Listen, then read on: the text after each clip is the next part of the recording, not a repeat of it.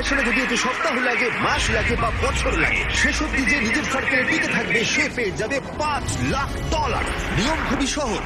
যদি কোনোভাবে তোমরা তোমাদের রেড সার্কেল টাচ করে ফেলো, তাহলে তোমরা হারাবে $500,000। চ্যালেঞ্জ অফিসিয়ালি শুরু হয়ে গেছে। Good luck.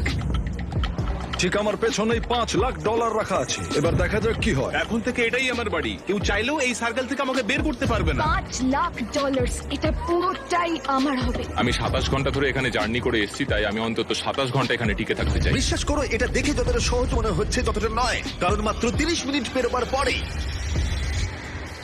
এটা হলো।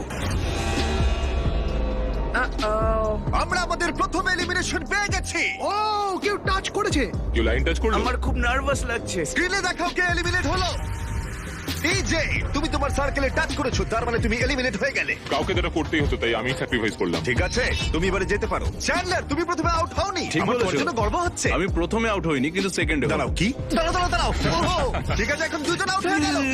তোমরা হয়তো ভাবছো চ্যান্ডলার কেন, এবং এরকমই আরো অনেক চেনা মুখ এখানে রয়েছে। তার কারণ হলো আমার ভিডিওর প্রত্যেক স্টার কম্পিটিটর এখানে কম্পিট করছে মিস্টার বিস্ট ইতিহাসের সবথেকে বড় ক্রস ওভারে। এটা প্রত্যেকে আগে মিস্টার বিস্টের ভিডিওতে কম্পিট করেছে। এরা সবাই জানে কিভাবে জিততে হয়, তাই এটা খুব টাফ কম্পিটিশন।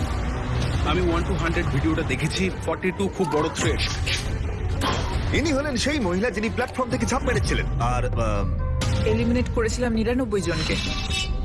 হ্যাঁ, আচ্ছা, এটা কি তোমার ওই ভিডিওর বাড়ির থেকে বড়? হ্যাঁ, এটা আমার আর গ্রিজের ওই বাড়িটার থেকে আচ্ছা। অনেকটাই বড়। ওকেও এখানে পাঠিয়ে দাও। আর এদের প্রত্যেকের জামার পিছনে তারা কত জিতেছে আর কত হেরেছে সেই অ্যামাউন্টে লেখা রয়েছে। তাহলে ল্যানিন হেরেছে $2,00,000, $2,50,000, $1,000,000, একটা $2.5 মিলিয়ন জেট, আর আরো একবার $1 মিলিয়ন কিউবে। আমি জিমির সঙ্গে থাকতে ভালোবাসি, কারণ ও আমার ফেলিয়ার গুলোকে মনে করে। আর এর পরে এলিমিনেশনটা আমার ভাবনার থেকেও বেশি সারপ্রাইজিং ছিল।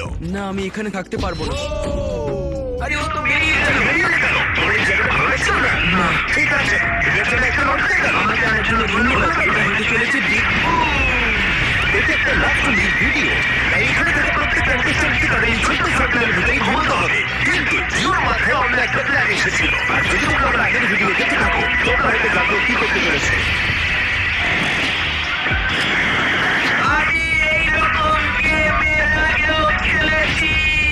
ওর জন্য কেউ ভালো করে ঘুমাতে পারছিল না। ওর প্ল্যান কিন্তু কাজ করছিল। আমি এখানে থাকতে পারবো না। Good luck guys. আমি খুব ক্লান্ত, আমি বাড়ি চললাম। এটা বয়স্কদের গেম নয়, এটা কম বয়সীদের গেম। এটা আমার কাছে কঠিন হবে। আর শুধু এই কারণেই এলিমিনেশন হচ্ছিল তা নয়, আরো 7 জন ঘুমানোর সময় ভুল করে রেড লাইন টাচ করে ফেলেছিল।